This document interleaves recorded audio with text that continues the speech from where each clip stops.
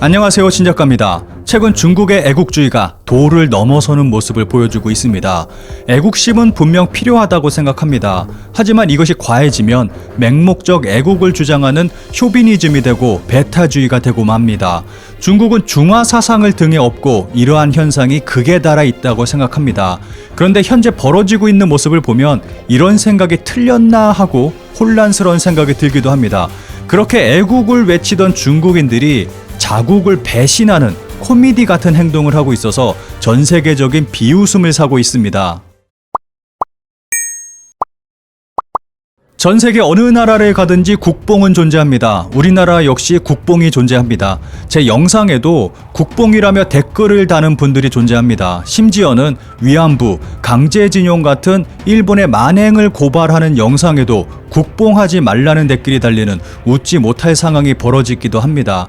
그런데 진정한 국뽕 국가는 아마 중국과 일본이 아닐까 생각합니다. 중국과 일본의 국뽕과 비교하면 한국의 국뽕은 유치원생 수준에 불과하다고 생각합니다. 최근 중국은 굉장한 국뽕 열풍이 불고 있습니다.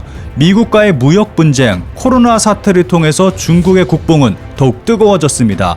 이런 분위기 가운데 중국 젊은 층 문화 코드의 중심에 거차오가 들어섰습니다. 거차오는 중국을 뜻하는 거와 유행을 일컫는 차오를 합친 합성어로 중국 제품을 쓰자는 운동을 가리킵니다. 최근 한국무역협회 베이징 지부는 차이나 마켓 리포트에 발표한 중국 브랜드의 굴기와 애국 마케팅이라는 보고서를 통해서 최근 미중 무역 분쟁 장기화에 따른 중국 내 위기의식 고조, 자국산 제품 품질 개선, 정부의 로컬 브랜드 강화 정책 등으로 중국 소비자들이 자국 브랜드를 선호하는 애국 소비가 확산되고 있다고 밝혔습니다.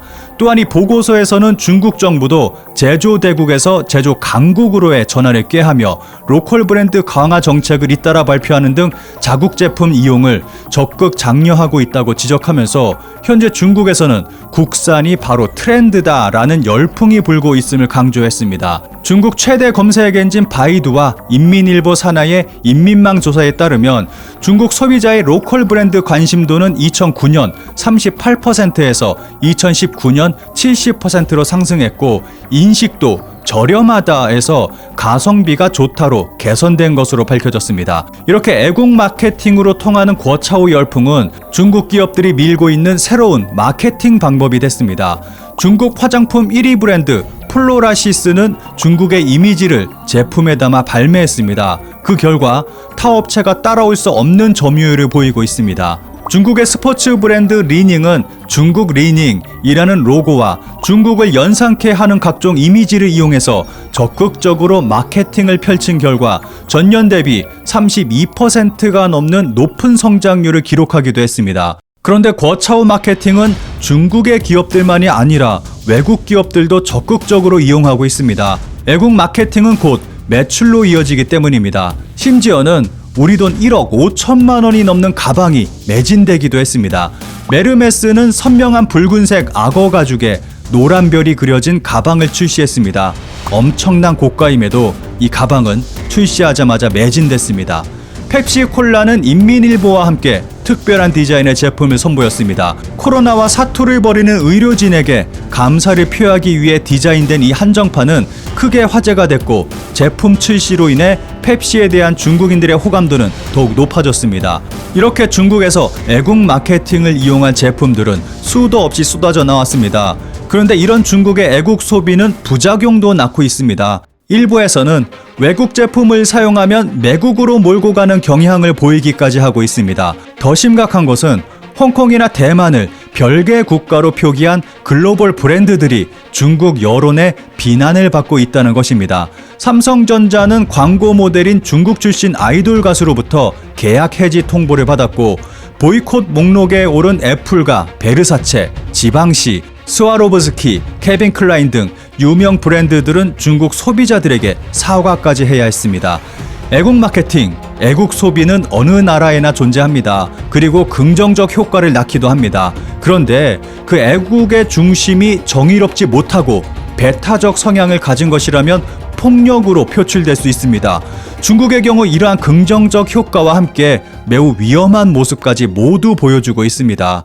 그럼에도 중국의 기업들은 애국 마케팅으로 인해서 성장세를 이어가고 있습니다. 화웨이는 지난해 미국 제재라는 악재 속에서도 19.1%의 성장세를 기록했습니다. 중국 내 매출은 36%가 넘어가며 엄청난 급성장세를 보여줬습니다. 그런데 화웨이의 성장은 중국의 애국 소비 덕분이라고 볼 수 있습니다. 실제로 2020년 화웨이의 중국 매출은 약 87조 814억 원으로 전년도보다 36.2% 급성장한 반면 해외 시장 매출은 1.6% 하락했습니다. 2020년 중국 스마트폰 시장에서 화웨이의 점유율은 38.5%로 전년 27%보다 대폭 상승하기도 했습니다. 반면 해외에서 중국 브랜드의 매출은 지속적으로 하락하고 있습니다. 이와 관련된 웃음밖에 안 나오는 상황도 연출되고 있습니다. 최근 벨기에에서도 화웨이 5G 장비 퇴출 정책이 나왔습니다. 그런데 갑자기 다수의 벨기에 트위터 계정이 화웨이를 지지하고 벨기에 정부를 비판하기 시작했습니다. 뭔가 수상함이 느껴져서 조사해 보니까 화웨이 옹호 계정들이 전부 실존 인물이 아니라 딥러닝 이미지 합성으로 만들어진 가짜 프로필 사진이라는 것이 밝혀졌습니다. 이 사실이 세계에 알려지면서 중국은 세계적 망신을 당하고 있습니다.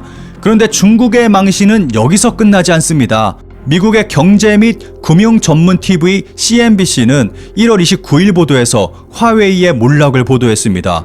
한때 애플과 삼성을 제치고 세계 스마트폰 출하량 1위에 올랐던 중국 통신 장비 업체 화웨이가 세계 6위로 추락했다는 보도가 나왔습니다. CNBC에 따르면 지난해 4분기 화웨이의 세계 스마트폰 출하량은 3,300만 대로 전년 동기 대비 41%나 줄어들었습니다. 시장조사 업체 카운터포인트 리서치에 따르면 화웨이의 시장 점유율은 8%로 조사됐습니다. 이로써 글로벌 스마트폰 제조사 가운데 6위로 떨어져 버렸습니다. 싱가포르 리서치 업체 캐널리스트에 따르면 화웨이가 최근 6년 새 5위 밖으로 순위가 밀린 것은 이번이 처음입니다. 미국의 제재는 화웨이의 발목을 잡는 최대 걸림돌로 지목됩니다. 미국은 2019년 화웨이를 블랙리스트에 올리고 미국 기업의 핵심 부품과 소프트웨어가 화웨이에 흘러들어가지 못하도록 막았습니다. 이로 인해 구글의 스마트폰 운영체제인 안드로이드까지 사용하지 못하게 되면서 글로벌 시장에서 큰 타격을 입은 것입니다. 그런데 재미있는 것은 중국 내 판매량도 급감했다는 것입니다. 중국 내 화웨이의 스마트폰 판매량은 지난해 3분기를 기점으로 점점 떨어지다가 4분기에는 반토막이 났습니다. 캐널리스에 따르면 중국 내 화웨이의 스마트폰 판매량은 2019년 4분기와 비교해 무려 44%나 급감한 상황입니다. 더 재미있는 건 이런 상황에서 애플의 스마트폰 판매가 중국에서 폭발하고 있다는 것입니다. 애플은 2021년 회계연도 1분기 매출액이 지난해 같은 기간보다 21.4% 증가했고 영업이익은 31.2% 늘어나면서 역대 분기 기준 최대 실적을 달성했다고 밝혔습니다. 그런데 이러한 실적은 중국의 판매량 덕분에 올릴 수 있었습니다. 아이폰은 중국에서 57% 성장한 213억 달러의 매출을 올렸습니다. 이로 인해 중국 내 아이폰 점유율은 약 15%로 사상 최대 점유율을 기록한 가운데 올해도 중국 매출의 추가 성장이 애플 전체 매출을 견인할 것으로 전망되고 있습니다. 앞서 중국의 애국 소비에 대해서 언급했습니다. 그런데 중국의 애국 소비는 그리 오래가지 못하고 있는 것 같습니다. 우리는 이러한 중국의 모습을 반면교사로 삼아야겠습니다.